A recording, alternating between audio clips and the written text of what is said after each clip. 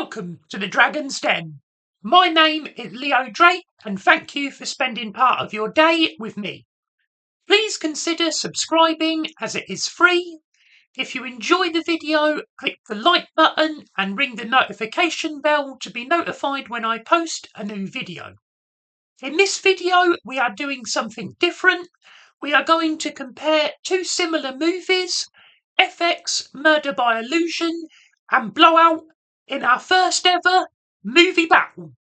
I will be discussing the movies during this video, so consider this your one and only spoiler warning. So let's get to it. FX Murder by Illusion came out in 1986 and was directed by Robert Mandel. In New York, a gunman shoots up a diner. However, it is a scene from a movie with Roland Tyler, played by Brian Brown, the special effects guy on set. Rowley is approached by Lipton, who claims to be a big shot movie producer.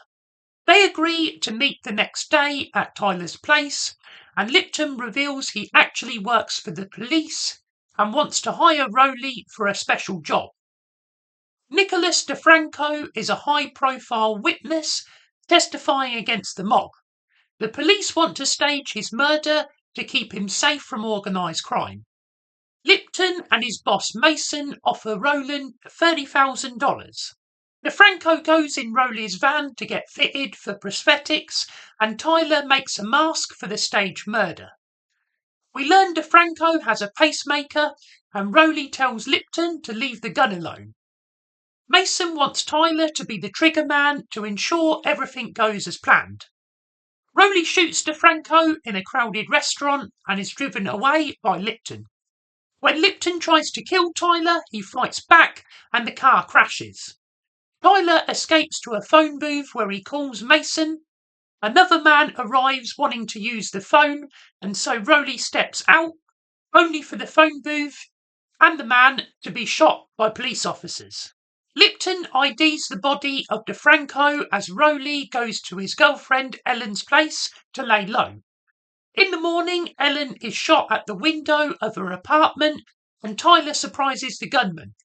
They get into a fight and Rowley hits him with an iron. Leo McCarthy, played by Brian Dennehy, is a stereotypical cop responsible for bringing DeFranco in. McCarthy investigates the double homicide of Ellen and the gunman, with Roland Tyler his main suspect. Meanwhile, Stooge Murdoch is handling the DeFranco shooting. Tyler contacts his work colleague Amy to fetch items from his house, which is being watched. She is followed to the park by Mason's man, and they have to lose them in the sewer tunnels. Rowley and Amy disguise themselves so they can move around without being recognised. McCarthy learns the gunman was an ex-police and military man. He questions Mason, who says he knows nothing about it. Tyler calls Lipton from a payphone in the lobby. Mason orders Lipton to take care of Rowley. Tyler sneaks into the back seat of Lipton's car and takes him for a ride. McCarthy's tech spots a link between the dead gunman and the police officers responsible for the shooting of the guy in the phone booth. They all have fake social security numbers. And who is responsible for doing that? Witness protection. McCarthy threatens Murdoch for information on the DeFranco case and gets suspended. Tyler and Amy go to the impound for his van. McCarthy's partner is heading there too. When they use some prop explosives to cause a distraction and get the van out of the impound, there is a chase scene before Tyler drops Amy off and goes it alone. DeFranco is alive and hiding out at Mason's house until the helicopter arrives. Rowley uses the tricks of his trade to get inside and take care of the guards. McCarthy comes along and spots the disturbance before calling in backup from the local state troopers. DeFranco panics and opens fire, killing Rowley. The witness attempts to flee the house but is electrocuted, which kills him due to his pacemaker. Mason takes a key from DeFranco, which opens a safe deposit box with $15 million in it.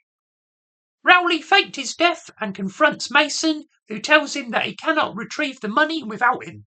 Tyler pretends to let his guard down and Mason goes for the gun. However, Rowley has removed the bullets and put crazy glue on the weapon.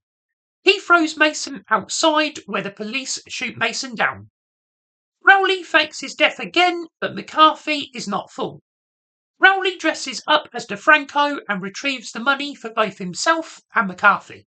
I like the concept of this film and the execution is solid without being anything special.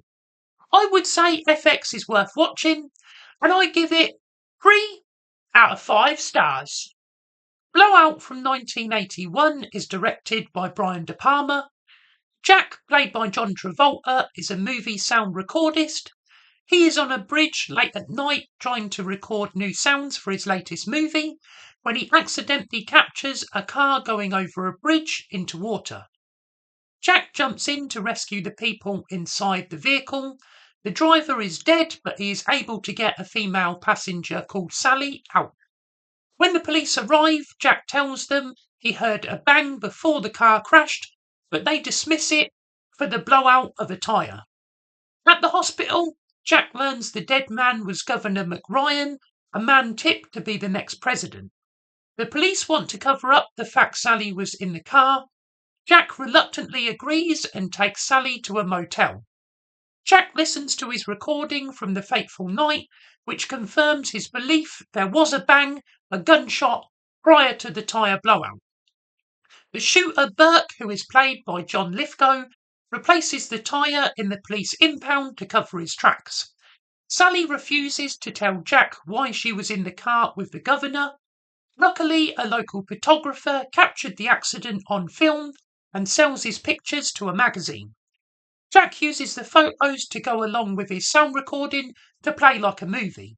Sally plans to leave town, but Jack reveals he used to work for the army before a botched mission brought him to work in the movie industry. Jack convinces Sally to stick around, but Burke is using an extreme alias, the Liberty Bell Strangler, killing local girls to make Sally's death appear like one of many. Jack goes to the police with his evidence, but they don't believe him. Burke erases Jake's tapes. He has a copy, though he needs Sally to help him get the original film. A reporter called Donahue offers to put Jack on TV to tell his story. Burke taps Jake's phone and pretends to be Donahue to get Sally alone. Jack realises what is happening and follows them. It is Liberty Day celebration. Jack drives through the parade and crashes in his pursuit of Sally, who is in mortal danger from Burke. Jack wakes up in the back of an ambulance.